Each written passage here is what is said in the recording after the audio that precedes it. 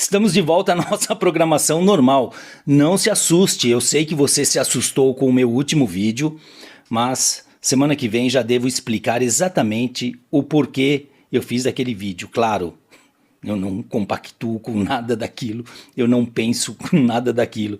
Não fiquei 5 anos fazendo vídeos para que você agora duvide do que eu acredito, tá bom? Então, vim aqui para tranquilizá-los.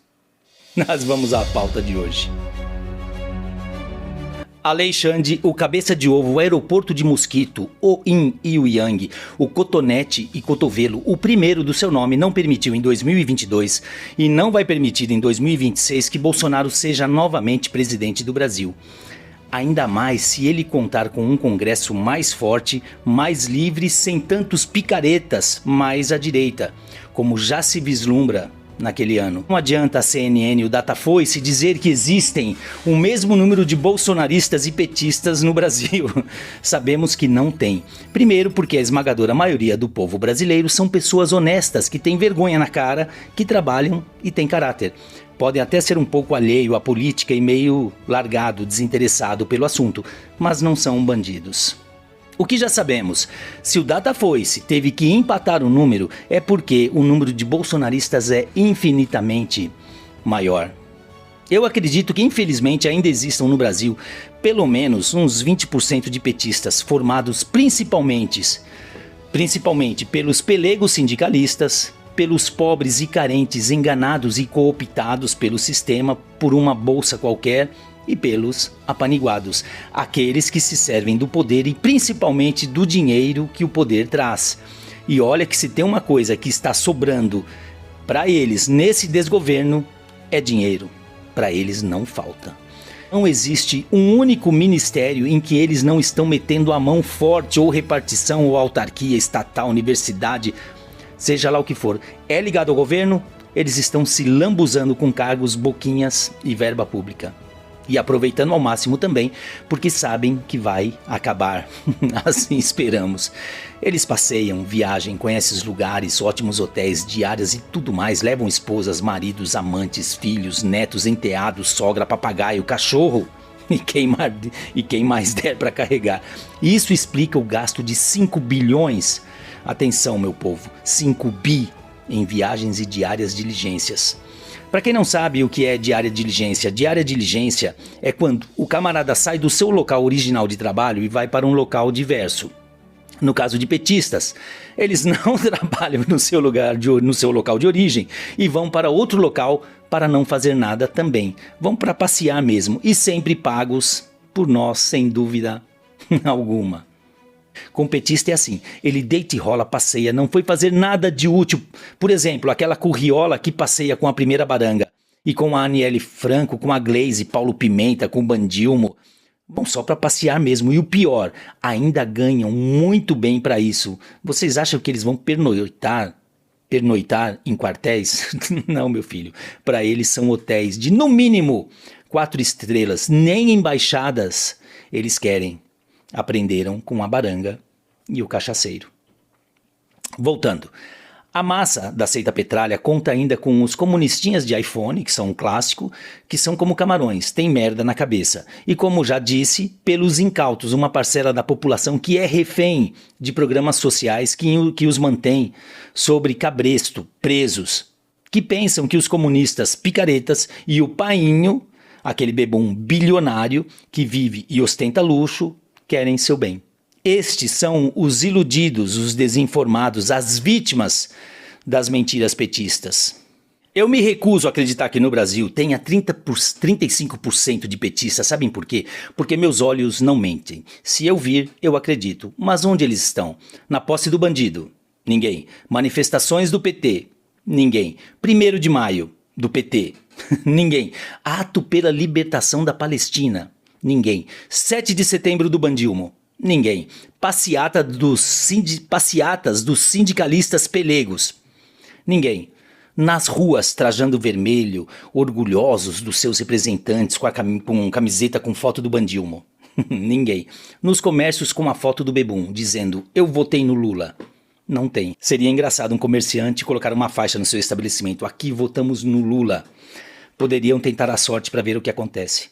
Do outro lado, qualquer manifestação da direita você vê milhares de pessoas, até milhões de pessoas. A gente vê, mas o Datafolha e a USP juram que não tem.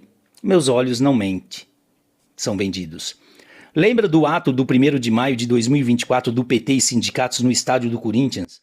O Bandilma até reclamou da falta de público para não correr risco e participar de outro fiasco em 2025.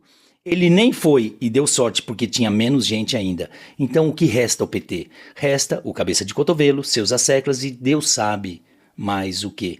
E como vamos vencer as próximas eleições? Se a eleição fosse hoje, com PT de um lado, Bolsonaro ou qualquer pessoa indicada por ele do outro e alguns isentões na corrida, não tenha dúvida. Ou daria PT, sabe o que é dar PT? Sabe quando você bate o carro e aí fala, pô, deu PT, é que não tem mais conserto, é que estragou tudo. Isso é dar PT, perda total. Ou daria um indicado pelo sistema, PMDB ou PSDB. Não se iludam, estes dois partidos não têm voto, mas têm força, eles têm as cartas nas mãos. Isso eles ainda têm, eles controlam o sistema. Então qual a mágica para o PT ganhar a eleição se não tem voto? Porque nós, que temos gente nas ruas, que dominamos as redes sociais, não ganharíamos. Porque se repetiria tudo que nós vimos acontecer em 2022.